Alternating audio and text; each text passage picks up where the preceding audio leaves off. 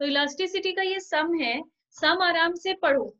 A household purchase 40 units of a good when its price is ₹1 per unit. हम लोग 40 units खरीद रहे थे जब 1 रुपी पर यूनिट था। तो इनिशियल क्वांटिटी कितना था? Q0। इनिशियल क्वांटिटी कहते हैं हम लोग Q0 को, जो पहले से हम लोग खरीद रहे थे।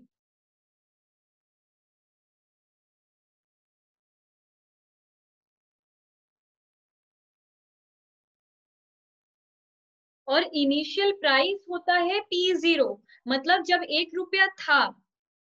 Eight what price he would purchase 36 units. अगर 36 यूनिट्स हम लोग कब खरीदेंगे? 36 यूनिट्स बाद में हम लोग चेंज किए हैं, तो इसे Q1 कहते हैं, न्यू क्वांटिटी।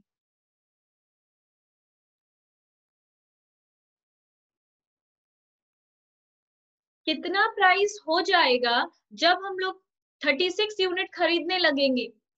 कोएफिशिएंट मतलब EP is equal to 1। Price elasticity हम लोग को दे दिया है 1। तो हम फॉर्मूला लिखवाए थे ईपी इक्वल टू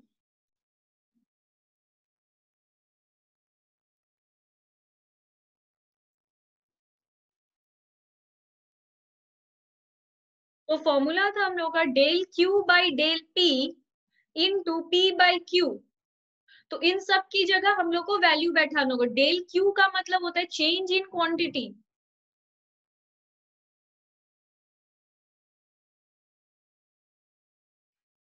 -4, पहले हम लोग खरीदते थे 40 यूनिट्स, अब हम लोग खरीदते हैं 36 यूनिट। तो हम लोगों का चेंज कितना आया क्वांटिटी में? 4 का। और कम रहा है, अगर डिक्रीज हो रहा है तो हम लोग -4 लिखेंगे, मतलब -4। तो हम लोग को डेल पी नहीं पता है। हम लोग को डेल पी इसलिए नहीं पता है क्योंकि हम लोग के पास P1 नहीं है, तो डेल पी को डेल पी ही लिखेंगे। तो अब सब चीज का वैल्यू पुट करो। P और Q क्या है? P0 और Q0। वो जीरो नहीं रहता है, पर P और Q का मतलब होता है इनिशियल प्राइस, इनिशियल क्वांटिटी। तो हम लोगों का ईपी क्या है? 1।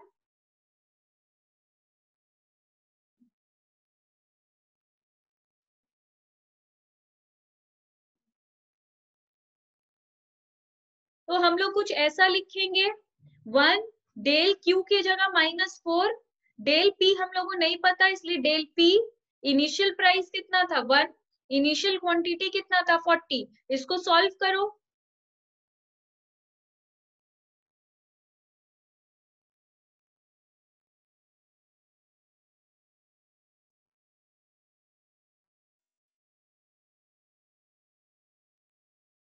अब हम लोग इसका क्रॉस मल्टीप्लाई करके डेल पी निकाल लेंगे।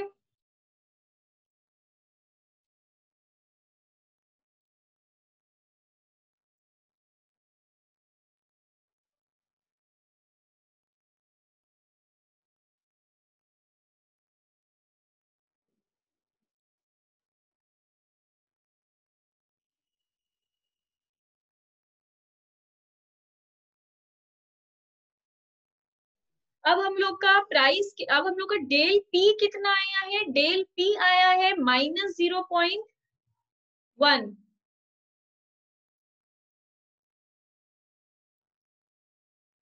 मतलब हम लोगों का प्राइस चेंज कितने से हुआ है? 10 पैसा से। हम लोग का प्राइस चेंज हुआ है 10 पैसा से। और चेंज अगर नेगेटिव है, मतलब गिर रहा है, डिक्रीज को कहते हैं नेगेटिव। तो पहले था 1 रुपया, अब कितना हो गया? 90 पैसे।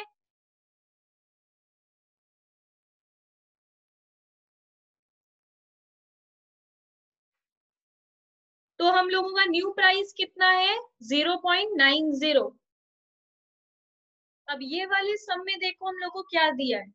The quantity demanded of a commodity eight a price of ₹10 per unit is 40।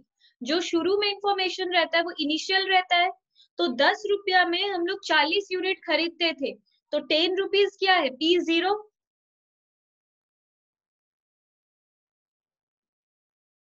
उसके बाद क्वांटिटी कितना है? 40।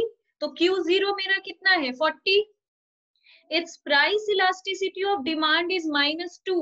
प्राइस इलास्टिसिटी ऑफ डिमांड मतलब ईपी है मेरा -2। उसके बाद बोल रहा है the price falls by ₹2 per unit. हम लोग का प्राइस गिर गया है 2 रुपया से, तो P0 कितना होगा? तो चेंज कितना हो रहा है? 2 रुपया।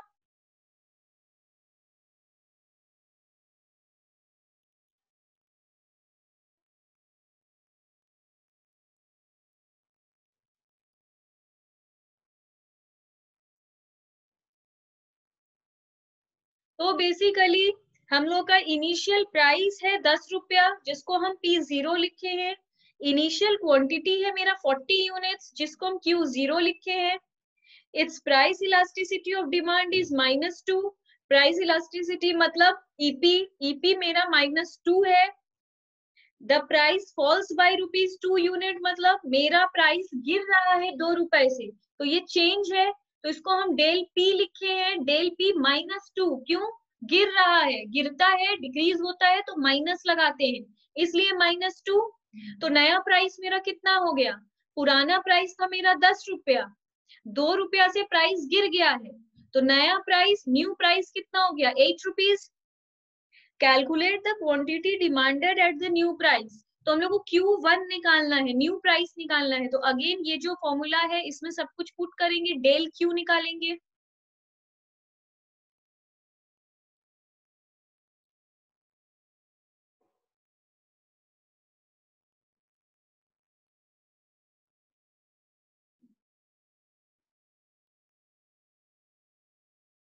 हम लोग ऐसा बैठाएंगे, ईपी के जगह -2, डेल क्यू नहीं पता हम लोग को क्योंकि न्यू क्वांटिटी नहीं पता, वही निकालना है। तो डेल क्यू की जगह del Q, price del P हम लोग को पता था -2 क्योंकि प्राइस चेंज हुआ है -2 से। इनिशियल प्राइस था हम लोग का 10 रुपया, इनिशियल क्वांटिटी था 40 रुपया। इसको सॉल्व करके डेल क्यू निकालो।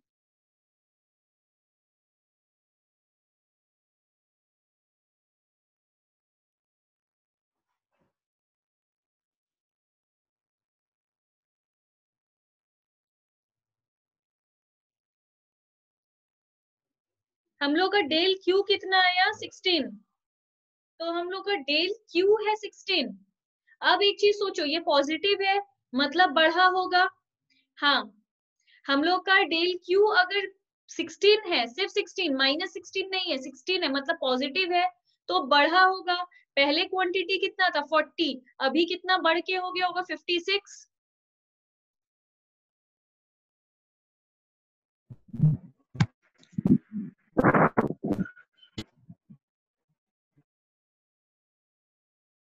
देखो, इसमें लिखा है the demand for a commodity at 4 per unit is 100 units. हम लोग का 4 रुपया है, जो पहले से रुपया दिया हुआ रहता है उसको हम लोग इनिशियल प्राइस कहते हैं, मतलब P0।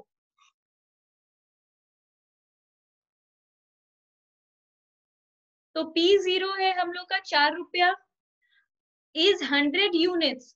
पहले से जो यूनिट दिया हुआ रहता है उसको इनिशियल क्वांटिटी कहते हैं, मतलब Q0। Q0 है हम लोग का 100।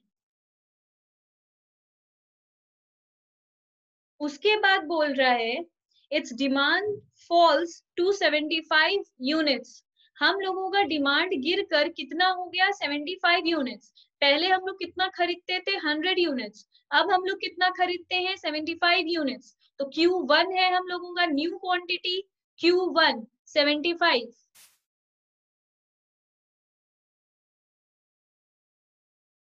तो ये आ गया। Find the price if the price elasticity of demand is 1। अगर प्राइस इलास्टिसिटी मतलब ईपी, ईपी अगर हम लोगों का 1 है तो न्यू प्राइस कितना होगा? तो P1 मतलब न्यू प्राइस, वो हम लोग से पूछ रहा है इसलिए हम उसको क्वेश्चन मार्क दिए। तो अब हम लोग को निकालना होगा डेल क्यू। डेल क्यू का मतलब होता है change in quantity, del Q. ठीक है, तो पहले हम लोग 100 क्वांटिटी खरीदते थे, अब हम लोग 75 यूनिट्स खरीदते हैं। तो 25 से गिर गया हम लोग का क्वांटिटी, गिर जाएगा तो माइनस लगाएंगे, -25।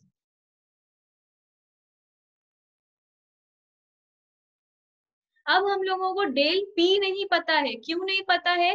क्योंकि हम लोग के पास न्यू प्राइस नहीं है। दो प्राइस देगा तब तो चेंज निकालेंगे, हम लोग के पास चेंज निकालने के लिए न्यू प्राइस नहीं है। तो फॉर्मूला लिखेंगे EP equal to del Q by del P into P by Q. P by Q मतलब पी जीरो क्यू जीरो, पर जीरो नहीं लगाया जाता है, वो सिर्फ पी बाई क्यू लिखा जाता है। तो ईपी कितना है हम लोगों का? 1। डेल क्यू कितना है हम लोग का? -25।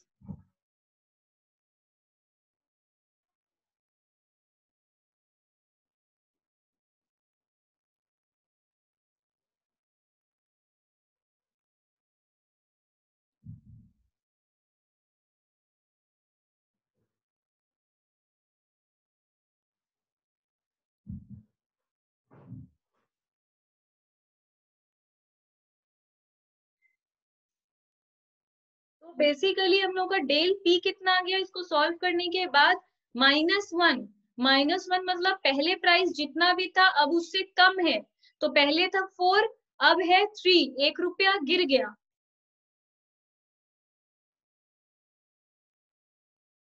तो हम लोग का आंसर क्या है? ₹3।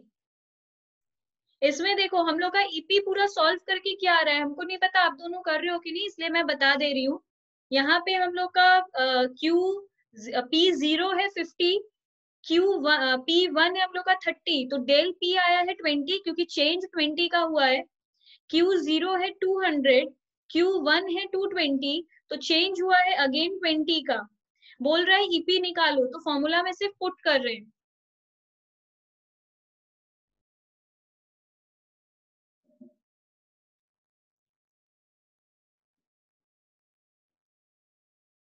अब हम लोग का ईपी कितना है?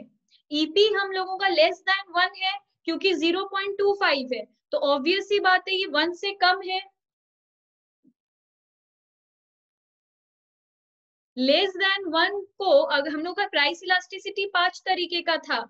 एक था हम लोगों का परफेक्टली इलास्टिक, एक था सिर्फ इलास्टिक या फिर हाईली इलास्टिक, एक था हम लोग का यूनिटरी इलास्टिक, एक था लेस इलास्टिक या फिर हाईली लेस हाईली था इन इलास्टिक, जो भी बहुत 2-3 नाम था उसका। लास्ट था परफेक्टली इन इलास्टिक। तो लेस देन वाले का क्या नाम था? In elastic demand.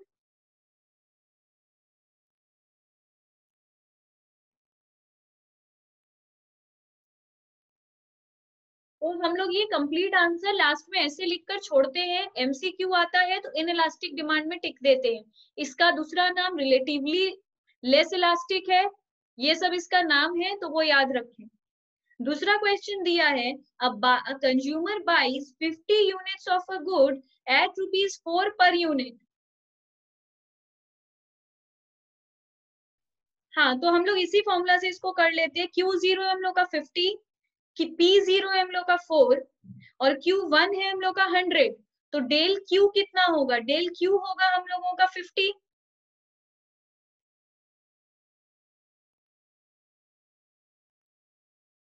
उसके बाद बोल रहा है प्राइस गिर गया है 25% से।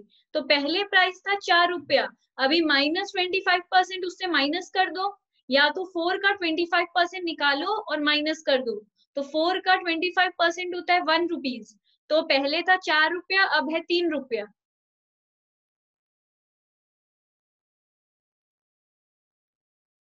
ठीक है, P1 है 3, तो इसको अगेन इस फॉर्मूला में पुट करो और निकाल लो।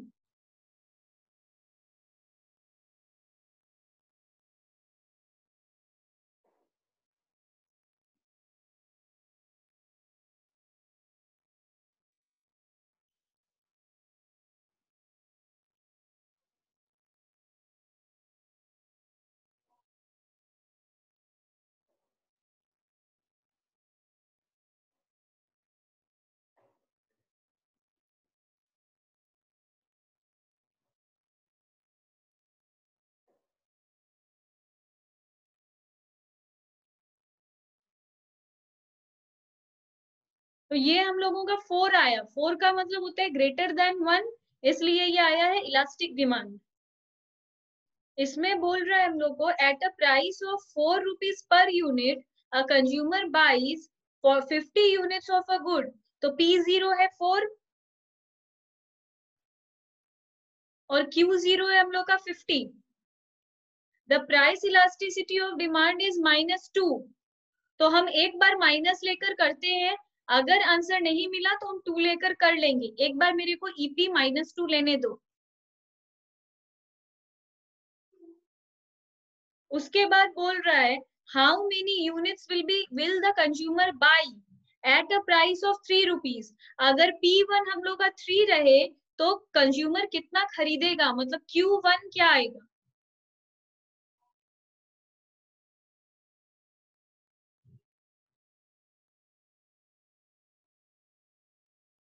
तो डेल P है हम लोगों का 1, क्योंकि पहले था 4 रुपया, अब हो गया है 3 रुपया।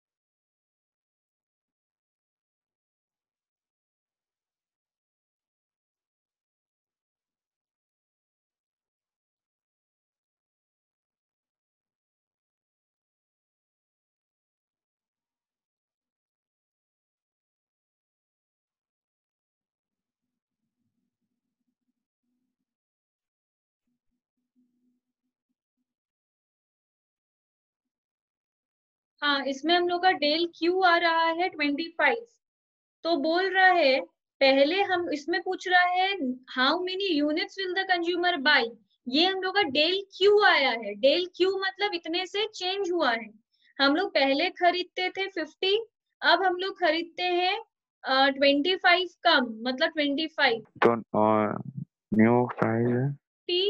तो हम लोगों का न्यू क्वांटिटी आ जाएगा, पहले था 50 और 25 से बढ़ रहा है तो 50 + 25।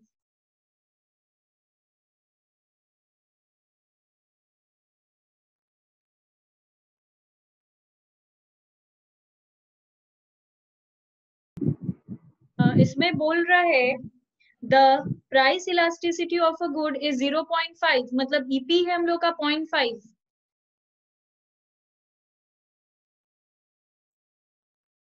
उसके बाद बोल रहा है the consumer buys 50 units of the good at a price of ₹10 per unit, मतलब Q0 है 50 और P0 है हम लोगों का 10। उसके बाद बोल रहा है at what price will the consumer buy willing to buy 60 units.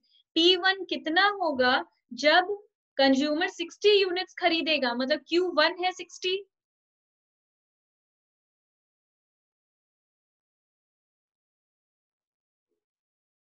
तो डेल Q है हम लोगों का 10। पहले खरीदते थे 50 यूनिट, अब खरीदते हैं 60 यूनिट। डेल P हम लोग को नहीं पता क्योंकि न्यू प्राइस हम लोग के पास नहीं है, तो डेल P नहीं है, तो फॉर्मूला यूज करेंगे।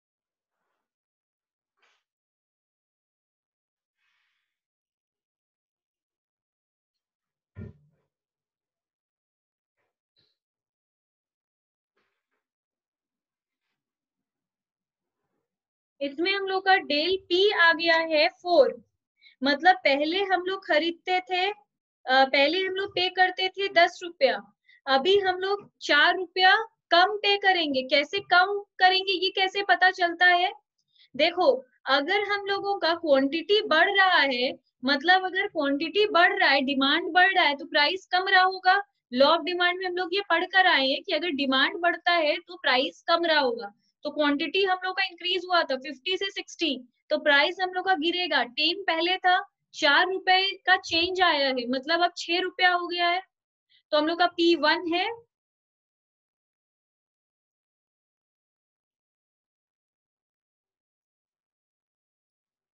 6 रुपीज।